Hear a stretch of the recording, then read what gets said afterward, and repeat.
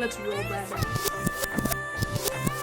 Hey, because it's hard out here for a pimp.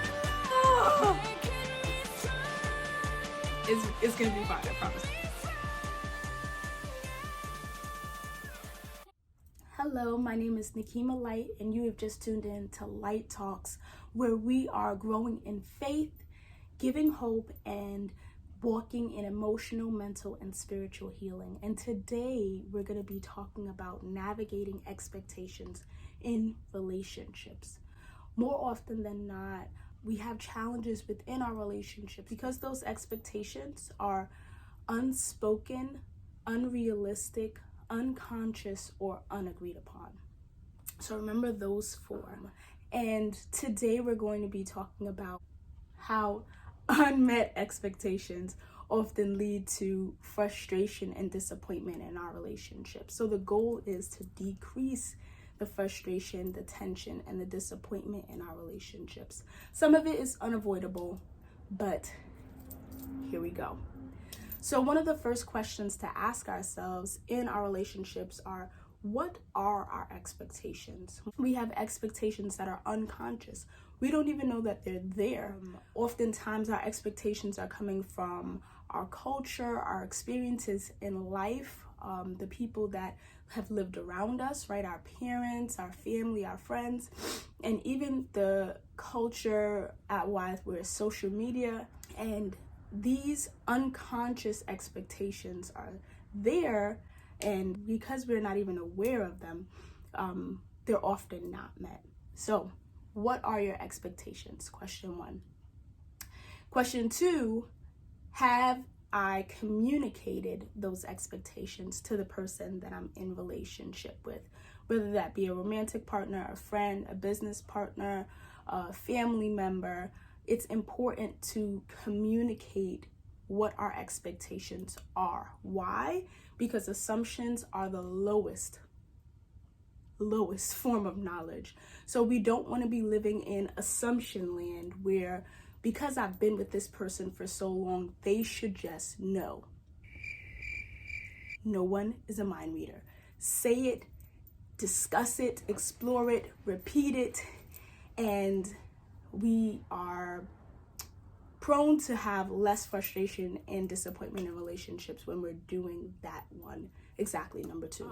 If I have communicated my expectations, we're going to go to number three, which is, are my expectations realistic?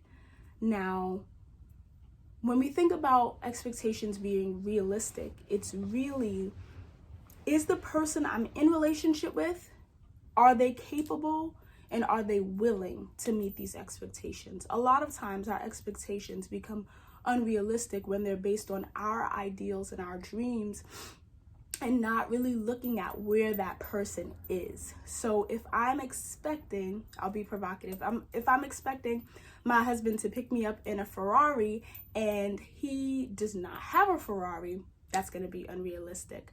But I'm also talking about having expectations where because of past relationships, these people did that, so I'm expecting or putting that on this person, and they've never done those experiences in the past for me. So why am I expecting that they would be able, capable, or willing? So are my expectations realistic? And I'm gonna put a diagram in right here where we look at, there's clearly two jars here.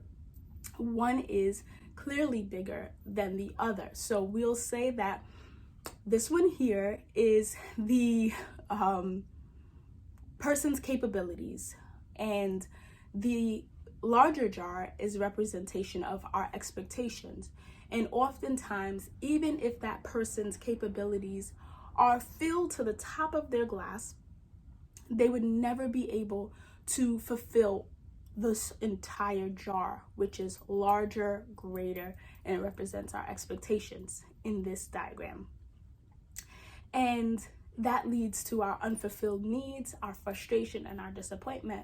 But the opposite is also true. If we fill the jar of our expectations all the way to capacity, and we pour the contents of that into that person's jar that represents capabilities, it will overwhelm it, overburden it, and it will also do harm to the relationship. So when we're looking at realistic expectations, we're really looking at, are these jars similar in size? And if not, we're going to go to question 4, which is, am I willing to make adjustments? And you might say, absolutely not, Nickeema. I'm not willing to make adjustments. I have had these expectations and they are realistic. This person is not meeting them, and I'm not willing to change that. And you have the absolute right to not change those expectations, but just understanding that the continuous cycle of frustration and disappointment will persist because nothing has changed. But if I am willing to make adjustments or corrections to make these, the dynamic of the capabilities and expectations more similar, then I'm going to have less frustration and unmet needs.